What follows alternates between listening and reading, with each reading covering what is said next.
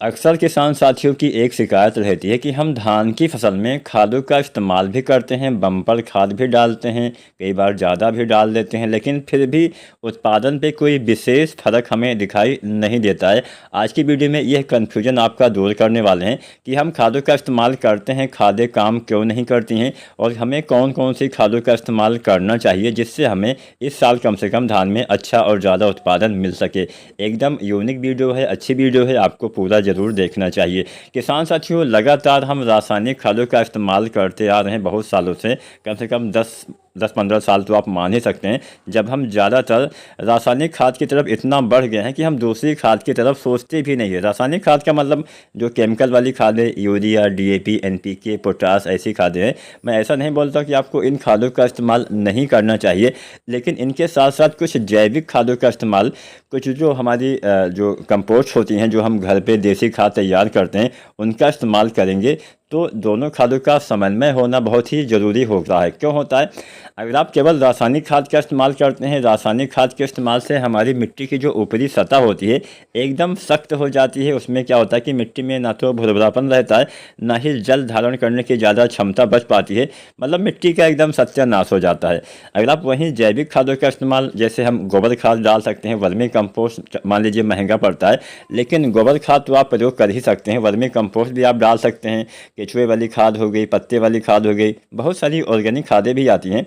अगर आप उनका इस्तेमाल, हम ऐसा नहीं बोल रहे कि आपको हर बार करना चाहिए, लेकिन कम से कम साल में या 2 साल पे एक बार आपको जो ऑर्गेनिक कंपोस्ट होता है इसका इस्तेमाल, चाहे गोबर खाद हो, वर्मी कंपोस्ट हो। गोबर खाद का हम ज़्यादा इस्तेमाल करते हैं तो उसी के बारे में बात करेंगे। गोबर खाद में लगभग सभी तत्व पाए ही जाते हैं, कुछ अच्छी मात्रा में, कुछ कम मात्रा में। गोबर खाद में आपका एनपीके हो जाता है, नाइट्रोजन, फास्फोरस, पोटेशियम होता है, इसके साथ साथ बहुत सारे माइक्रो न्यूट्रिएंट्स पाए जाते हैं। गोबर खाद अपने आप में ही एक कंप्लीट खाद मानी जाती है।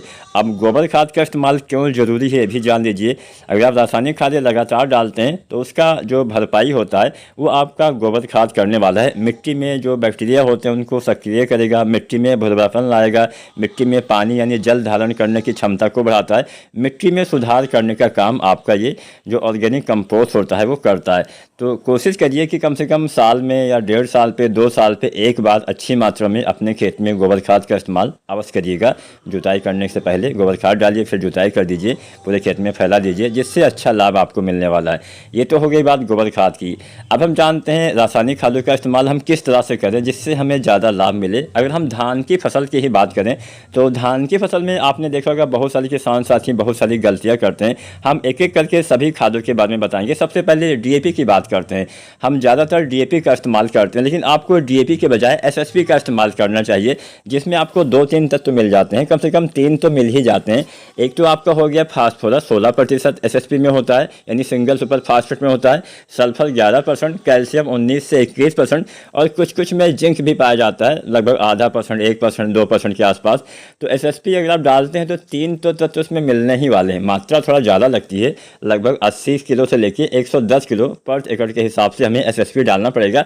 लेकिन हाँ, इसके इस्तेमाल से आपके पौधे में, आजकल हमारी मिट्टी में सल्फर की भी कमी होने लगी है, तो डीएपी इस्तेमाल करने के बजाय आप सिंगल सुपर फास्फेट का इस्तेमाल करिए। रोपाई के समय लगभग आप 80 से 90 किलो जल्दी तैयार होने वाली किस्म में, 90 से 100 किलो मध्यम औद की वैरायटी में और 100 से 110 किलो देर से तैयार होने वाली किस्म में रोपाई के पहले आपको डालना है। ये भी बात आपको ध्यान देना है। रोपाई के बाद डालेंगे तो ही ज़्यादा लाभ नहीं मिलेगा, क्योंकि फास्फोरस एक स्थिर तत्व होता है, बाद में डालने से ऊपर ही रह जाता है, नीचे तक पहुँच ही नहीं पाता है।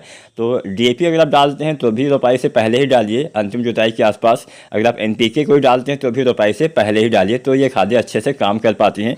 और फास्फोरस वाली कोई भी खाद आप डाल रहे हैं, चाहे डीएपी हो, चाहे एसएसपी हो, चाहे एनपीके हो, इसके साथ घोल कर भी जिंक सल्फेट या फिर सल्फेट वाली कोई भी खाद, चाहे जिंक हो, चाहे मैग्नीशियम सल्फेट हो, चाहे फेरस सल्फेट हो, कोई भी सल्फेट वाली खाद, खासकर हम जिंक का ही ज़्यादातर इस्तेमाल करते हैं, तो जिंक का इस्तेमाल भी आपको रोपाई के समय नहीं करना है। जिंक का अगर आप स्प्रे विधि से प्रयोग करें तो ज़्यादा लाभ मिलेगा।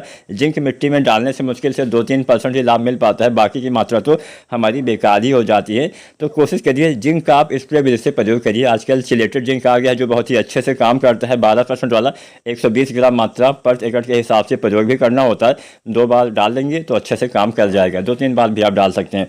तो डीएपी या फिर एसएसपी या एनपीके रोपाई से पहले डालिए। यूरिया भी ज़्यादा मात्रा में इस्तेमाल मत करिए। यूरिया लगभग आपको 100 किलो के आसपास 90 से 120 किलो यूरिया डालिए। 90 किलो जल्दी तैयार होने वाली किस्म में और 105 किलो मध्यम वर्ग की वैरायटी में 120 किलो आपको देर से तैयार होने वाली वैरायटी में डालना है। यूरिया जितनी ज़्यादा भागों में बांट के डालेंगे उतना ज़्यादा लाभ मिलेगा। और संपूर्ण यूरिया 50 दिन के अंदर ही आपको डाल देना चाहिए। कम से कम 3 बार तो आपको यूरिया डालना ही चाहिए। अगर आप रोपाई के समय एसएसपी डालते हैं तो यूरिया 30 से 40 किलो डालिए। उसके बाद में 20-30 दिन पे यूरिया 30 से 40 किलो और 40-50 दिन पे यूरिया 30 से 40 किलो डालेंगे तो अच्छा लाभ मिलेगा। वीडियो अच्छी लगी हो लाइक शेयर करिएगा। आप किसान साथियों, हम बात पोटास की भी कर लेते हैं। पोटास एक आवश्यक तत्व होता है। कई बार हम पोटास न डालने की वजह से भी हमें पैदावार कम मिलता है और सही समय पे आपको पोटास डालना चाहिए। पोटास धान में आप 2 बार डालेंगे तो अच्छा लाभ मिलेगा। पोटास की आधी मात्रा रोपाई के समय डालिए जब आप डीएपी, एसएसपी या एनपीके डालते हैं। आधी मात्रा आपको डालना चाहिए 40-45 या अधिकतम 50 दिन के आसपास। पोटास की संपूर्ण मात्रा कितना डालना ये भी जान लीजिए। पोटास आपको लगभग 30-35 किलो या अधिकतम 40 किलो तक इस्तेमाल करना चाहिए और आधी मात्रा रोपाई के समय और आधी मात्रा लगभग आप 40-45 या 50 दिन के आसपास तक इस्तेमाल करेंगे तो अच्छा लाभ मिलेगा। तो उम्मीद है आज की वीडियो, आज की जानकारी आपको अच्छी ज़रूर लगी होगी। वीडियो पसंद आई है तो लाइक शेयर ज़रूर करें।